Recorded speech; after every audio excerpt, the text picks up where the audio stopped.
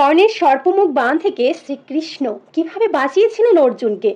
কর্ণের সর্পমুখ বাণ, যে বাণ অত্যন্ত সযত্নে রেখেছিলেন অর্জুনকে বধ করার জন্য, যেটি নিত্য পূজা করতেন।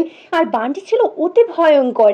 আর সেই বাণের রূপ ধারণ করেই ছিল বিষধর তক্ষক নাগের পুত্র অশ্বসেন সর্প, যে অর্জুনকে তার সব থেকে বড় শত্রু বলে মনে করতেন।